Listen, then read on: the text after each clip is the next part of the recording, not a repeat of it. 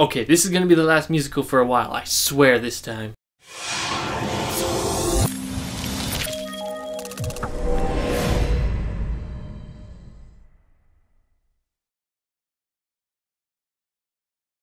Hi everybody, I'm Babaloo, and I have a new sort of setup, so tell me what you guys think about it. I basically just got the camera closer to me.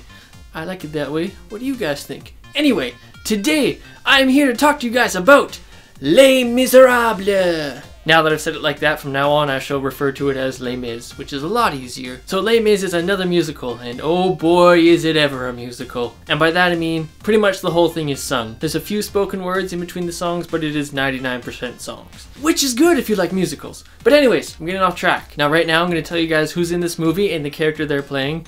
And I'm telling you right now, I'm going to butcher their names because they are French.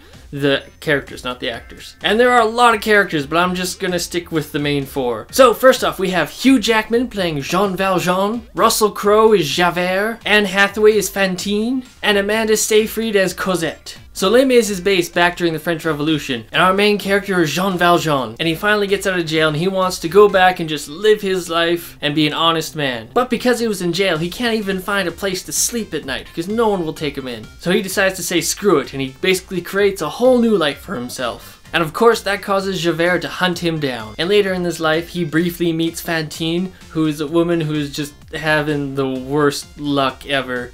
It's really bad. She eventually ends up dying, but Jean Valjean decides to take in her daughter, Cosette, and raise her as his own. So that's what he does. That's a really nice guy, isn't it? Meanwhile, this whole time, Javert is looking for Jean Valjean and is trying to take him back to prison for breaking his parole. So skip ahead a few years and we get into the brunt of the French Revolution.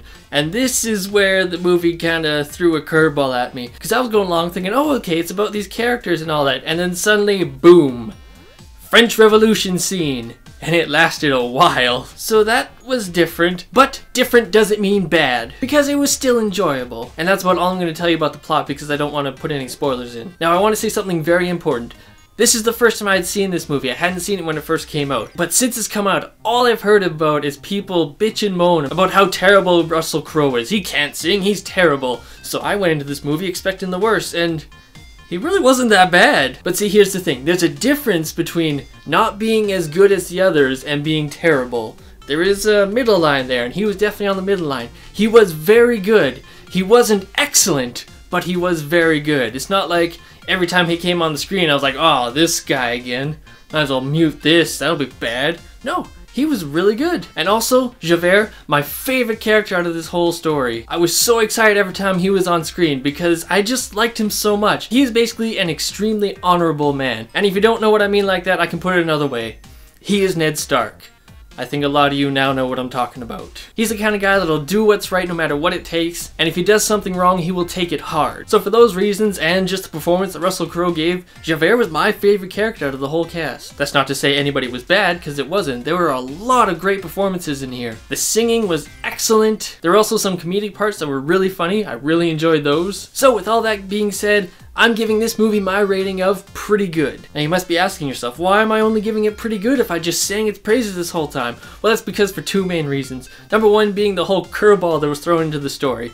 It wasn't bad, I just wasn't really expecting it, and I was kind of like, okay, can we get back to the important people now? So that's one little nitpick I had. And the other one was that, of course, with any movies, there's going to be times where it slows down a bit. But in this one, holy crap, does it slow down. Again, I don't mean it slows down and it's terrible. It's just it slows down because there's slow songs. The songs are still sung excellently, but it does slow down, and I found myself playing on my phone while I was watching it. But anyways, today's question is, what is your guys' favorite Russell Crowe movie? Put it down in the comments and we can discuss. If you like this video, hit that like button. It really helps out. I would really appreciate it.